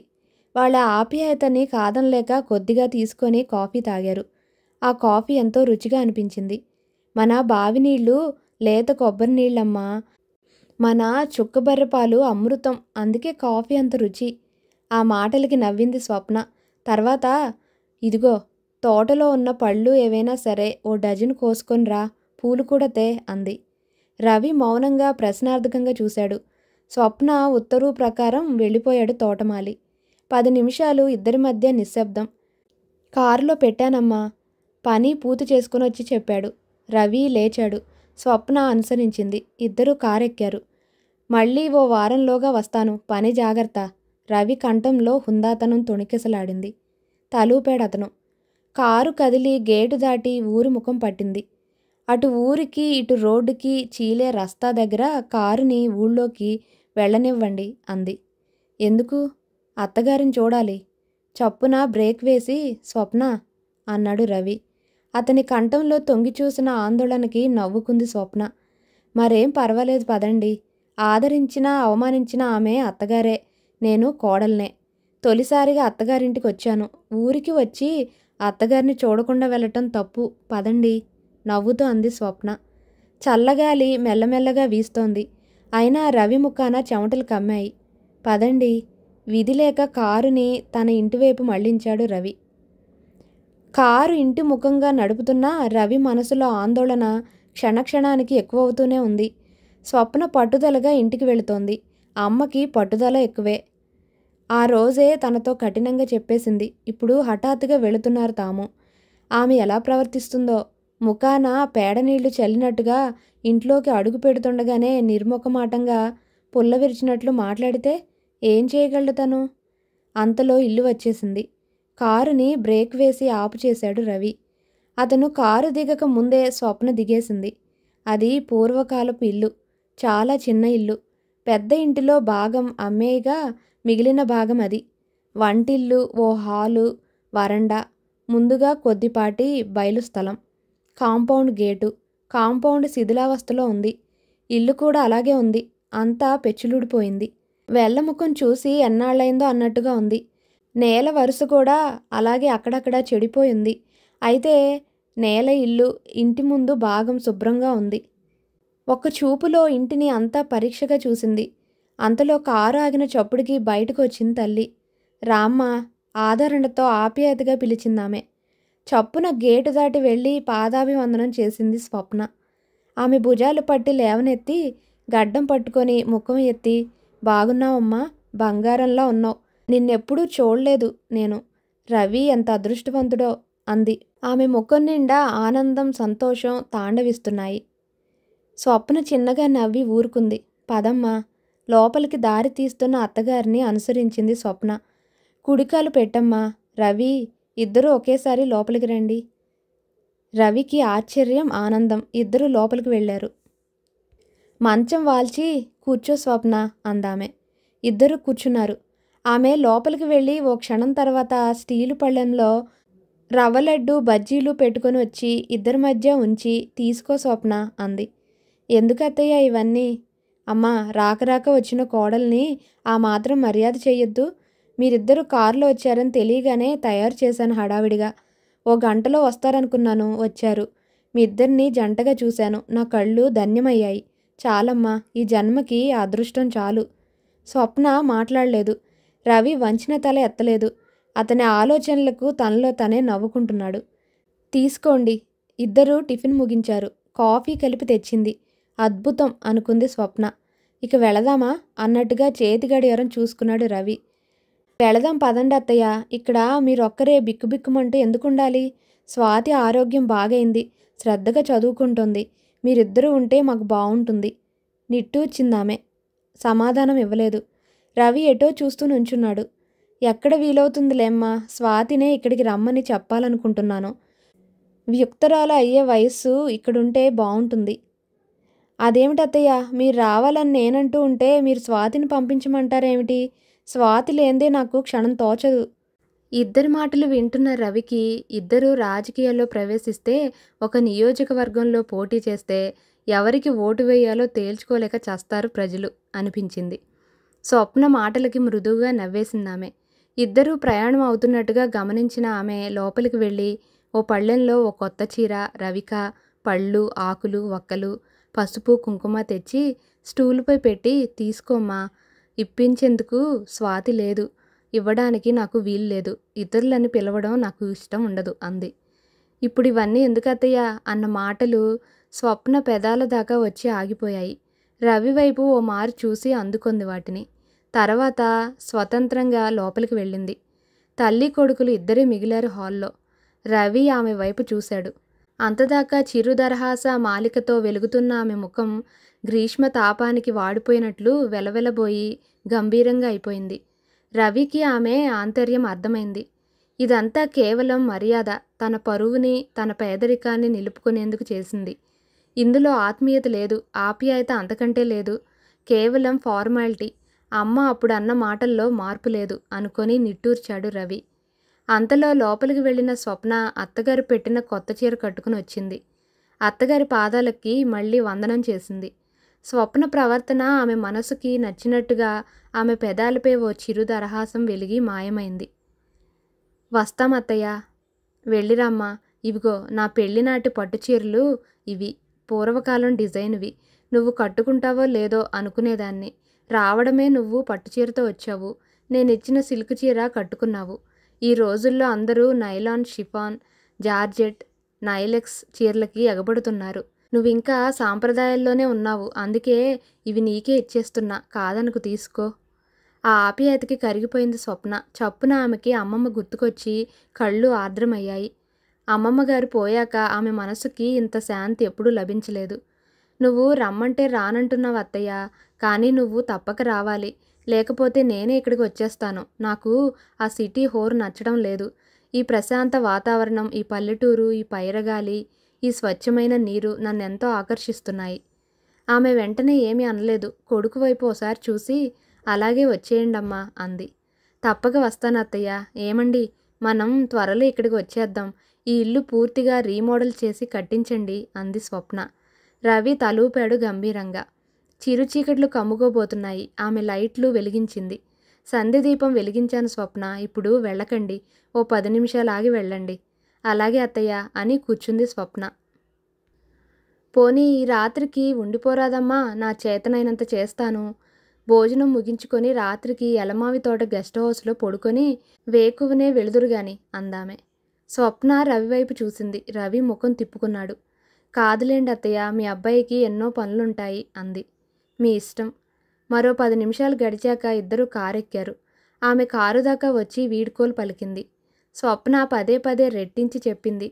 ఇంటి రిపేరు విషయం మరవద్దని, లేదా అత్తయ్యని హైదరాబాద్ తీసుకురండి అంది రవితో. రవి తలూపాడు. అది దేనికి అంగీకారమో ఇద్దరికీ తెలియలేదు.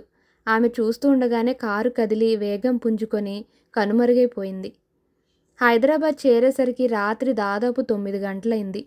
ఏ వేళప్పుడు ఇంటికి వచ్చినా స్నానం చేయడం రవికి అలవాటు. వేడివేడిగా అన్నం లేకపోయినా పర్వాలేదు గాని వేడి నీళ్లు ఉండి తీరాలి. గజపతి నగరంలోనూ అంతే. కాగు కింద పొట్టు పోసి నిప్పులు పెట్టేది. సాయంకాలం అలా బయటికి వెళ్ళి తిరిగి తిరిగి వచ్చి స్నానం చేసేకే భోజనం చేసేవాడు అతను. రవి స్నానం చేసి డ్రెస్ మార్చుకుని వచ్చేసరికి స్వప్న కూడా డ్రెస్ చేంజ్ చేసుకుని వచ్చింది. మధ్యాహ్నం నుంచి అతనితో అంత సన్నిహితంగా తిరిగినా, సాయంకాలం అత్తవారింట్లో అంత ఆప్యాయత చూసినా ఆమె మనస్సులో ఆ ఫోన్ చేసిన వ్యక్తి విషబీజం అలాగే ఉండిపోయింది. డైనింగ్ పూర్తయింది. నోట్లో వక్క వేసుకొని ఇద్దరూ పైకి నడిచారు. స్వప్న తన గదికి వెళ్ళిపోయింది. అదే అంతస్తులో ఉన్న ఓ వైపు వరండాలో పడక ఏర్పాటు చేసుకున్నాడు రవి. రాత్రైతే ఎవరూ పైకి రారు. అవసరమైతే ఇంటర్కంలో ఫోన్ చేసి చెప్తారు. అసలు ఆ అవసరమే రాదు ఎప్పుడు. స్వప్న తన గదికి వెళ్ళి పడుకొని మ్యాగజైన్ అందుకుంది. ఆమెకి తప్పనిసరిగా పడుకునే వేళకి ఏదో ఒక వీక్లీ చేతికి అందుకోవటం ఈ మధ్య అలవాటైంది. మంచం పక్కన టీపాయ్ మీద ఆ నెల మాసపత్రికలు జ్యోతి, స్వాతి, యువ, జయశ్రీ, విజయ ఉన్నాయి. భారతి కూడా ఉంది.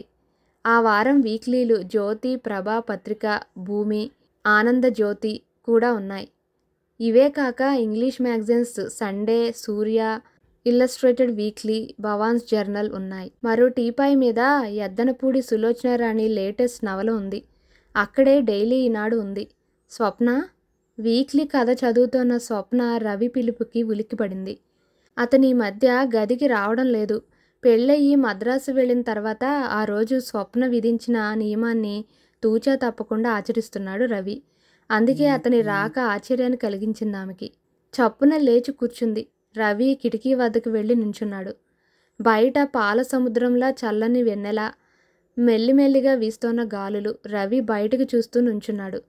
స్వప్న మాట్లాడకుండా బయటకు చూస్తున్న రవి వైపు ఆశ్చర్యంగా చూడసాగింది. దాదాపు 15 నిమిషాలు గడిచాయి. స్వప్న, అతని స్వరంలో కొద్దిగా ప్రకంపన. ఆ సంబోధన అలవాటే అయినా ఆ వేళప్పుడు ఆ స్వరం ఆమెకి కొత్తగా వింతగా ఉంది. నువ్వు మద్రాసులో కండిషన్ పెట్టావు. ఇన్ని నెలలుగా నేను ఆ నియమాన్ని కఠినంగా ఆచరిస్తూ వచ్చాను. నాకు ఏనాడు అది బాధనిపించలేదు. లోకం దృష్టిలో మనం భార్యాభర్తలం, కానీ మనం ఫ్రెండ్స్మే. అతను కొద్దిగా ఆగాడు. స్వప్న వింతగా వింటోంది, ఆశ్చర్యపోతోంది. నీకు తెలియదో లేక తెలిసే ఇలా ప్రవర్తిస్తున్నావో నాకు తెలియదు, కానీ నాకు ఈ బ్రహ్మచర్యం చాలా కష్టమని ఈరోజు తెలిసొచ్చింది. మధ్యాహ్నం నుంచి మనం తిరిగిన తిరుగుడో, మాట్లాడిన మాటలో, నటించిన సాన్నిహిత్యమో నాలో చైతన్యాన్ని కలిగించాయి. హఠాత్తుగా ఇటు తిరిగాడతను. స్వప్న, ఐ వాంట్ యూ. అతని ముఖం ఎర్రగా ఉంది. కళ్ళు ఎర్రగా ఉన్నాయి. పెదాలు ఎర్రబడ్డాయి. కొద్దిగా చెలిస్తూ కంపిస్తున్నాయి. నివ్వెరపోయింది స్వప్న. రవి మెల్లగా నడుస్తూ వచ్చాడు. రవి, ఆ పిలుపు అతన్నక్కడే నిలిపేసింది. నేను ఆ రోజు చెప్పిందే ఈరోజు చెబుతున్నాను. నా మనస్సు ఇప్పుడిప్పుడే నీ వైపు మరులుతోంది. మధ్య మధ్య ఆ ఫోన్ విషయాలు నా మనసుని గాయపరచకపోయి ఉంటే నేను ఈసరికే నన్ను నేను సమర్పించుకునేదాన్నేమో. స్వప్న, ఆ ఫోన్ విషయాలు నిజమని నమ్ముతున్నావా? నమ్మను, నమ్మలేను. అలా అని నేను అంత తేలిగ్గా తీసేయలేను. ఆ ఫోన్ ఎక్కడి నుంచి వస్తుందో తెలుసా? అతన్ని ముఖానికి రమ్మని అడగలేకపోయావా? అవసరమని తోచిన రోజున వస్తారట. పిరికి పంద, కసిగా అన్నాడు. జవాబు ఇవ్వలేదు స్వప్న. రవి ఆకలితో అలమటించే వ్యక్తి. ఎదురుగా పంచభక్ష పరమాణాలుండి తినకూడదని నిషేధించబడిన వ్యక్తిలా అయ్యాడు. రవి, ఎలమావి తోటలో మన గది నిర్మాణం ఎప్పటికి పూర్తవుతుంది? హఠాత్తుగా అడిగింది స్వప్న. ఎందుకు? కారణం మళ్ళీ చెబుతాను, చెప్పు. పక్షం లేదా 20 రోజులు, మ్యాక్సిమం 1 మంత్. అంతేనా? అంతే. ఇంకా ముందుగా పూర్తి కాదా? త్వరపడితే 15 రోజులకు అవుతుంది. సీలింగ్ రేపో ఎల్లుండో వేయించలేవా? కానీ సెట్ అవ్వాలంటే 10 రోజులు పడుతుంది. అంతలో ఫ్లోరింగ్, వైరింగ్, కాలరింగ్ పూర్తి చేయరాదా? చెయ్యొచ్చు. రవి, దాన్ని పూర్తిగా త్వరగా రెడీ చెయ్యి. ఎందుకు? కుతూహలంగా అడిగాడు రవి. తలెత్తి అలవోకగా అతని వైపు చూసింది స్వప్న. పూల బాణాలంటే ఆ చూపులు అతని గుండెకి సూటిగా నాటుకున్నాయి. ఆ మాటల మధ్యలో నిద్రపోయిన కోరిక చప్పున బెబ్బులిలా లేచి కూర్చుంది. ఆ ఇంట్లో మనం ప్రవేశించిన రోజున నన్ను నేను సమర్పించుకుంటాను. తడబడుతున్న గొంతుకుతో మృదుమధురంగా అంది స్వప్న. ఆ మాటలు వినగానే పులకరించిపోయాడు రవి. చప్పున దగ్గరకు వచ్చి, థ్యాంక్స్ స్వప్న. రెట్టింపు స్పీడ్తో ఆ ఇంటిని 10 రోజులకే పూర్తి చేయిస్తాను. రాజు తలుచుకుంటే దెబ్బలకు కొదవా అన్నట్లు నేను తలుచుకుంటే గంటల్లో పూర్తి చేయిస్తాను. ఎక్స్ట్రా పేమెంట్తో, బోనస్తో పని క్విక్గా చేయిస్తాను అని ఆ వ్యవధిగా ఆమె ముఖాన్ని అందుకొని గాఢంగా చుంబించాడు. తర్వాత థ్యాంక్స్ అంటూ వెళ్ళిపోయాడు. నివ్వెరపోయింది స్వప్న. ఆ షాక్ నుంచి ఓ 10 నిమిషాలకు తేరుకుంది. అతనికి తనపై ఉన్న గాఢ వాంఛకి, తనంటే ఉన్న ప్రేమకి, గౌరవానికి కరిగిపోయింది. తనను అతను ముద్దు పెట్టుకున్న పెదాలు ఇంకా మండుతున్నట్టుగానే ఉన్నాయి. భుజాలు నిప్పురవ్వలు సోకినట్టుగా ఉన్నాయి. అతని పట్టుదలకి, నిర్ణయానికి మనస్ఫూర్తిగా నవ్వుకుంది. ముద్రలు ఆమె పెదాల్ని మండిస్తూ ఉంటే పరుపుపై వాలిపోయింది స్వప్న. అమ్మా, నువ్వు నా కోసం వెతికించవద్దని నేను కోరుకున్నట్లుగానే వెతికించకుండా ఉన్నందుకు నీకు కృతజ్ఞతలు. నువ్వు వెంకట్రామయ్య గారిని నమ్మి 20 ఏళ్లుగా ఆయనతో కాపురం చేస్తున్నావు. ఏం లాభం? ఆయనకి మనమంటే ప్రేమ ఉందేమో కానీ మనమంటే గౌరవం లేదు. ఆయన మోహన్ని గురించి పడ్డ బాధ నన్ను గురించి ఎందుకు పడతాడు? ఎంత పిచ్చిదానివే అమ్మా నువ్వు. ఉంచుకున్నది పెళ్ళామవుతుందా? అది కన్నది కూతురవుతుందా? నీకెంత లౌకికం తెలియకపోయిందే అమ్మా. ఏది ఏమైనా ఇప్పుడు నేను సుఖంగా ఉన్నాను. అతను నేను పెళ్లి చేసుకున్నాం. ఫోటో తీయించుకున్నాం నలుగురిలో. రిజిస్ట్రార్ ఆఫీసులో రికార్డ్ చేశారు. సంతకాలు చేశాం. అతనికి ఇంకా ఉద్యోగం దొరకలేదు. ఓ హోటల్లో పనిచేస్తున్నాడు. నేను అక్కడే పనిచేస్తున్నాను. ఇంటర్ క్యాస్ట్ మ్యారేజ్ చేసుకున్న జంటకి ఉద్యోగాలు ఇస్తారట. అప్లై చేశాం ఇద్దరం. త్వరలో రావచ్చు కూడా. బ్రతుకు సుఖంగా భద్రంగా వెళ్ళిపోతుంది జాబులో చేరగానే. నా బాధల్లా నీ గురించే. నువ్వేమైపోతావోననే నా దిగులు. ఏది ఏమైనా వెంకట్రామయ్యని ఇకపై పూర్తిగా నమ్మకు. నీ కూతురు అమ్మాజీ. కూతురి ఉత్తరం చదివిన పారిజాతం కుప్పలా కూలిపోయింది. ఆమెకి ప్రపంచమంతా శూన్యంలా, దగాకోరుతనంగా కనిపించింది. తన కూతురు, దాన్ని కట్టుకున్నవాడు హోటల్లో పనిచేస్తూ బ్రతుకుతున్నారన్న మాట ఆమెకి హృదయశల్యంగా తయారైంది. కసితో పిచ్చెక్కిపోయింది పారిజాతానికి. వెంకట్రామయ్యపై కసి పెంచుకోసాగింది. ఆ రోజు రాత్రి అలా మాట్లాడుకున్న తర్వాత రవి ఓ నిశ్చయానికి వచ్చాడు. ప్రతిరోజు ఉదయమే వెళ్ళి సాయంకాలం దాకా గజపతి నగరంలో ఉండి ఆ గది నిర్మాణం విషయమే అహర్నిశలు పాటుపడసాగాడు. స్వయం పర్యవేక్షణలో ఆ ఇల్లు ఇంద్రభవనంలా తయారు కాసాగింది. పల్లెటూరు కాబట్టి అక్కడ ఏవీ లభ్యం కావు. అందుకే అన్నీ సమృద్ధిగా అమర్చుకునేట్టు అందులో అన్ని ఏర్పాట్లు చేసాగాడు. టీవీ, ఫోన్, ఫ్రిడ్జ్ తెప్పించాడు. ఫ్లోరింగ్, కలరింగ్, వైరింగ్ పూర్తి చేయించాడు. అన్ని సంగీత ప్రతిధ్వనులు వచ్చేటట్టుగా అరేంజ్మెంట్స్ చేశాడు. మద్రాసులో నాయుడు గారింట్లో చేసిన ఏర్పాట్లన్నీ ఏవీ తక్కువ కాకుండా చేశాడు. ఇక డబుల్ ఫోమ్ బెడ్ ఒకటే ఏర్పాటు చేయాలి. ఈ వారం 10 రోజులుగా నిర్విరామంగా రవి చేస్తున్న కృషి గమనించే కొద్దీ స్వప్న మనస్సు ఎండకు కరిగే మంచులాగా కరిగి అతని వైపే ప్రవహించసాగింది. తనలో తనే తర్కించుకొని వితర్కించుకొని ఊహా సోపానాల మధ్య అతని నిర్మల ప్రేమ గల మనస్సు కలవాడని నిరూపించుకుంది. మంచి అయినా చెడైనా అంతే కదా, వీటికి ప్రత్యక్ష సాక్ష్యం ఎక్కడిది? అంతా ఆలోచనే. ఆ రోజు బాగా ప్రొద్దుపోయేసరికి చదువుకొని పడుకుంది స్వప్న. చక్కటి కల. తామిద్దరూ అందంగా నిర్మించుకున్న ఆ గదిలో, ఆ ఎలమావి తోటలో తామిద్దరూ ఏకాంతంగా. రవి రాజాలాగా వెలిగిపోతున్నాడు. అయినా ఒకనాడు మాత్రం అతనికి తక్కువైందేమిటి? నిడిపోయిన ముక్కు కోలముఖానికి అందంగా ఉంది. మెరిసే కళ్ళు విజ్ఞాన జ్యోతుల్లాగా ఉన్నాయి.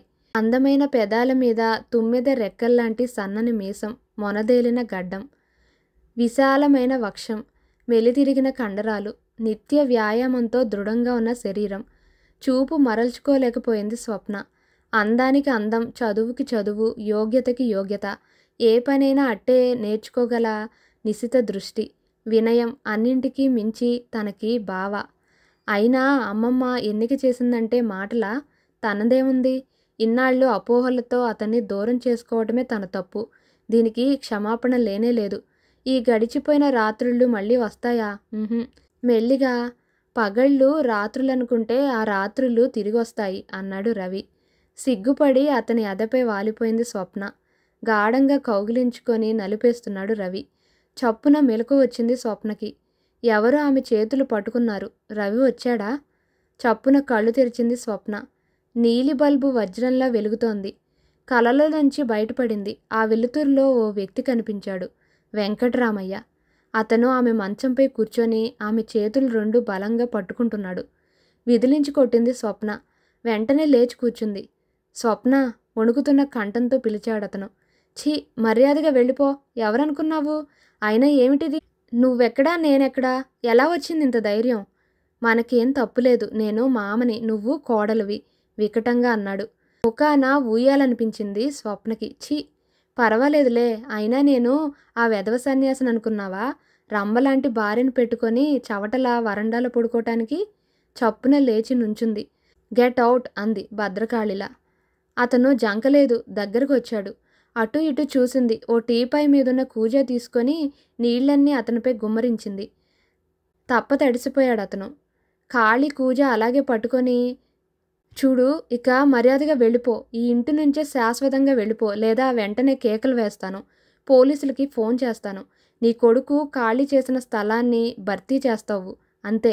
పరువైన కుటుంబం మాది. దాన్ని మైలుపరిచారు మీరు. ఇంకా భ్రష్టు పట్టించకండి అంది తీవ్రంగా.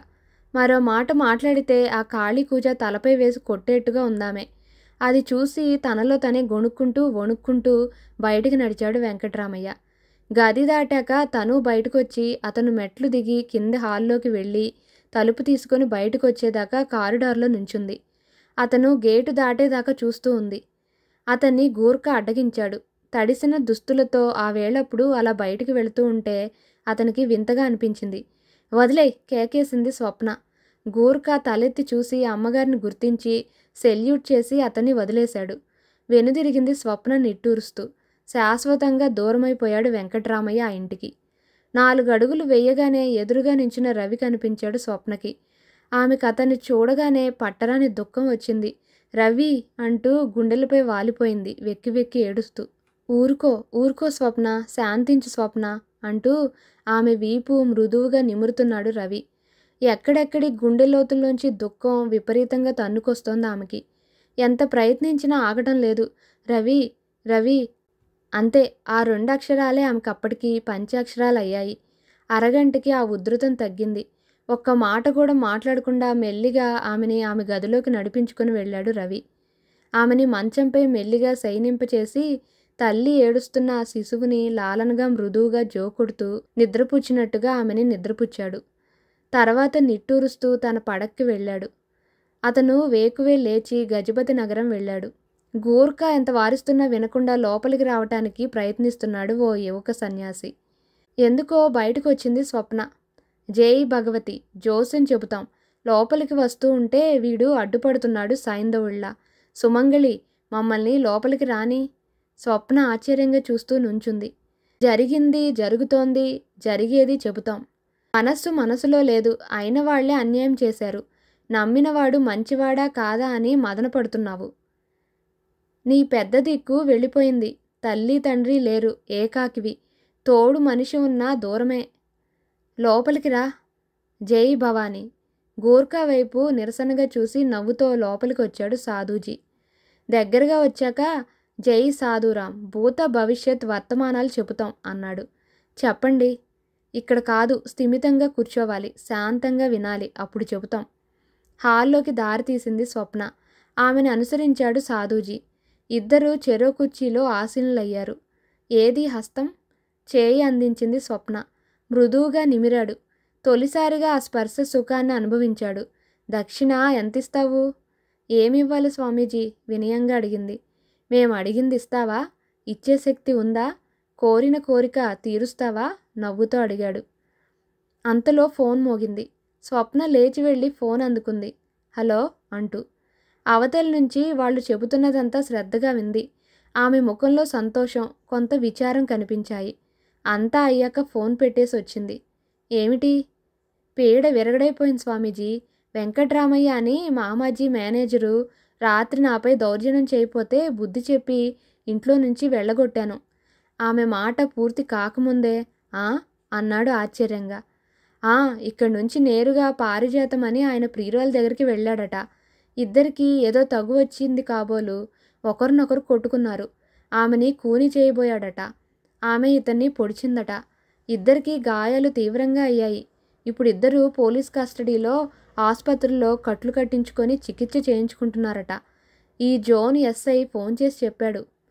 ఆ సాధుజీకి అంతా అయోమయంగా అనిపించింది. ఒక్క క్షణం ఏదో ఆలోచించి బయటికి వెళ్ళాడు.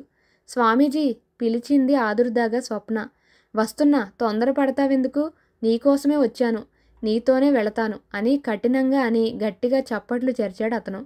ఆ మాటలు విని నివ్వెరపోయింది స్వప్న. ఆమెకేమీ అర్థం కాలేదు. స్వామీజీ సైగా అర్థం చేసుకున్న నలుగురు వ్యక్తులు గేటు దాటి లోపలికి పరిగెత్తుకుంటూ వచ్చారు. అది చూసి గూర్ఖా అరుస్తూ కేకలు వేస్తూ తుపాకీ తీసుకుని వచ్చాడు. ఆ వ్యక్తిని చూసి గురిపెట్టి కాల్చాడు. అది అతని కాళ్ళలో గుచ్చుకుంది. కెవ్వున కేక పెట్టి అరిచి పడిపోయాడు అతను బాధతో. అది చూసి స్వామీజీ సైగ చేశాడు. వాళ్లల్లో వ్యక్తి పిస్టల్ తీసి గూర్ఖా కేసి కాల్చాడు. అది గుండెల్లో దిగి నేల కూలాడు గూర్ఖా. అతని ప్రాణవాయువులు ఎగిరిపోయాయి. క్షణంలో జరిగిన ఈ సంఘటన చూసి మతిపోయినట్లయింది స్వప్నకి. సాధుజీ ఎవరో గూండా అని, నక్సలేటో అని అనుకుంది. పట్టపగలు సిటీలో ప్రవేశించి తమపై దౌర్జన్యం చేయబోతున్న ఆ గూండాల్ని చూసి భయాందోళనలతో ఫోన్ చేయడానికి లోపలికి పరిగెత్తింది. ఆగాగు, ఫోన్ చేస్తావా? పోలీసులకా? చప్పున ఆగిపోయింది స్వప్న. వాళ్ళంటే నాకు భయం లేదులే.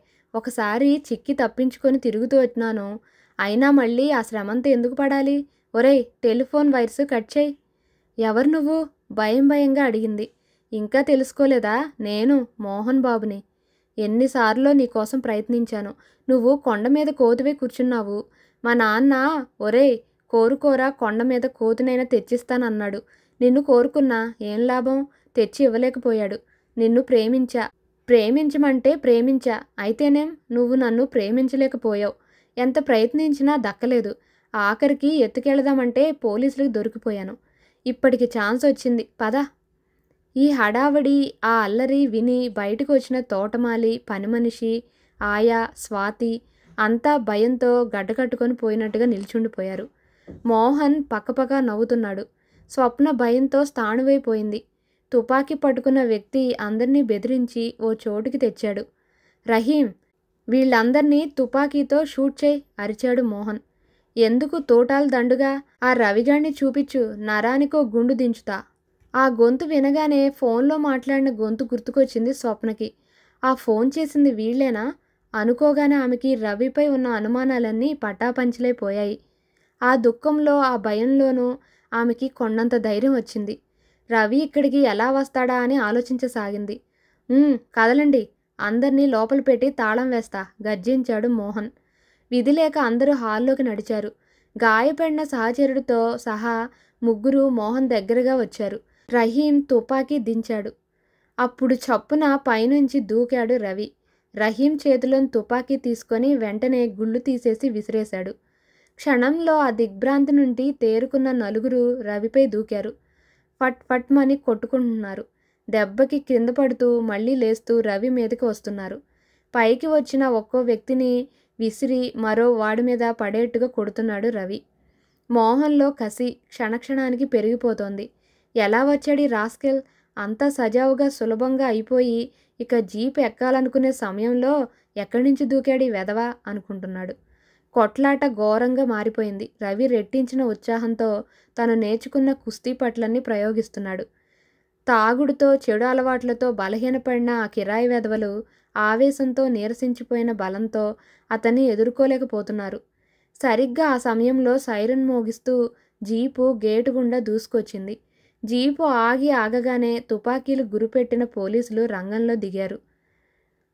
పారిపోబోతున్న గూండాలని మోహన్ బాబుని అరెస్ట్ చేసి బేడీలు వేసి జీప్ ఎక్కించారు.